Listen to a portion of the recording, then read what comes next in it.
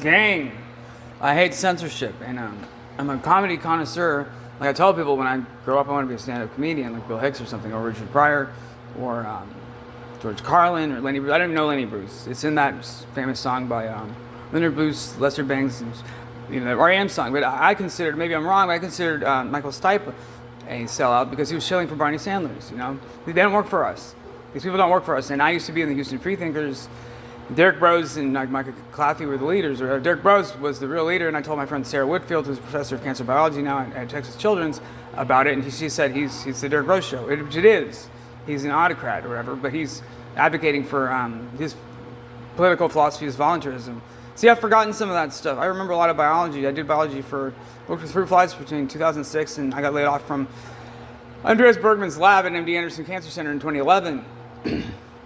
But see, when you're the PI of a lab, you're busy in your office, like Sarah was, working for an R01. And R01 is you're given a grant from the National Institutes of Health, or let's say Hugo Bellin, who I interviewed with in 2007, is a Howard Hughes medical investigator. Howard Hughes was a fascinating guy, by the way. He was I like history, and I like artistic biographies, because I'm not a great person. I always thought, you've got to think you're great to be great. And it's hard for some people because their mama told them that they sucked. My mom told me I was ugly. She said I could never sing, I would never get a wife. But my father was also harsh too, a strict disciplinarian, and beat the shit out of me. I don't think he ever beat Tatiana up, but my mother did, my stepmother did. And my stepmother would beat the shit out of me in the morning if my bed was wet. And the problem is I'm for peaceful parenting, and this message is for you, Dad, because you won't fucking listen to me. I'm for peaceful parenting. I don't know my mother. I had a little snapshot of her. I put it on my website, rrrna.org/mom1.jpg. And I lost, and I don't have that website anymore. But it's up javagames.warpzero.com. Because when I realized that, I was a security guard for a long time, non-commissioned, means you don't carry a pistol, or a Glock or whatever. Which reminds me, I was at Academy browsing for guns when I worked at MD Anderson, and I'm just browsing, I like guns, I like playing with guns. And when Rosalie Hassan, who's now a published poet and married a white woman and is professor of English in Colorado, said he just knew that your dad is harsh or your dad is strict. You could tell from the picture, if I remember correctly, or whatever. My dad was harsh and strict. But Raza wasn't harsh. But he got mad when I didn't go to work at 7-Eleven one morning, and I got fired, and we lived together in several different apartments. Which reminds me, for you ladies, this is a true story, but I lived with my sister, Ali, Rosalie Hassan, and another roommate, Jennifer Teets, who was retarded, And I don't like the word stupid, because we're all people. And this message is for Natalie or Jennifer. When women are rough with me, I freeze up and I don't know what to do. I'm not gonna hit a woman too.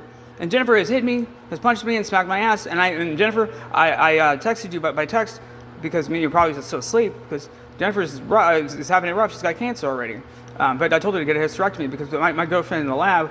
Not girlfriend, but I loved her from the first. I don't see an aura, but I get a sense about people. So I know if you're the violent type or not. And Natalie and I were having this conversation in the car a while back, and also like Kevin Nealon said, don't say what has happened on June 14th, 1946. I wasn't born then. My dad wasn't born then.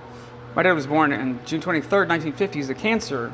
He was born in the middle of the 20th century. He's a pretty rough guy, and he loves Hitler, and I don't like censorship. And I started this video with talking about censorship and comedians will watch High, Live, and Dirty on Mormon TV. And I remember this because I've seen it a million times. And the thing is, it's sort of like Alan Watts videos. I got to the point where I've heard them all, and so they don't do it for me anymore. But sometimes I turn it on. And Natalie, she said literally, I like his And I told Chris today, rap music. I don't, my dad's a fanatic about Bach. He's and his problem is he has the money, so he doesn't want me to burn his house down because he worked 40, 50 years to build that house. But Jennifer wants to sell her house, and so I got this new phone. And by the way, so everyone knows, I didn't sell it for drugs. I didn't sell my last Galaxy A15 for drugs. I gave it to Gabriella, this gay guy that helped me, and Westheimer and Gessner. I was frustrated because Natalie was being a bitch.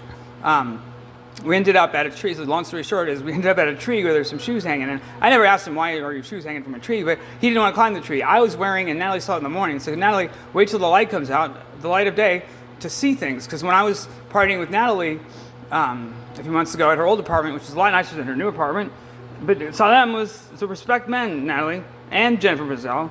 You're man-hating lesbians, and so am I, in a sense. I'm a male, I have male genitalia. Natalie says she's interacted with a real hermaphrodite before, but anyway. And the Greeks, and by the way, it's from Oscar Wilde, and from, I know the ancient Greeks were great, but so were the ancient Italians. But they were for slavery.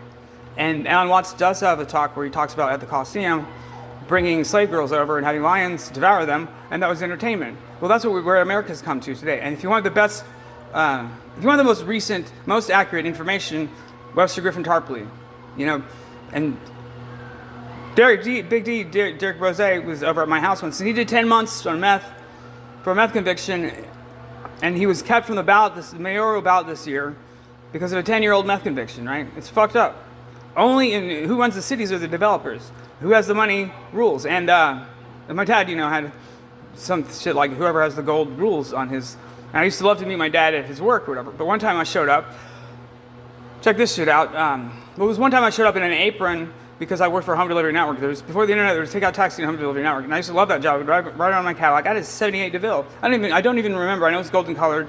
I know one time it was broken down in Atascocita. Pete, I had these two friends, Pete and his girlfriend, or whatever, and I don't like fighting. And whenever that happens, I freeze up. I try to get people to cool it or whatever.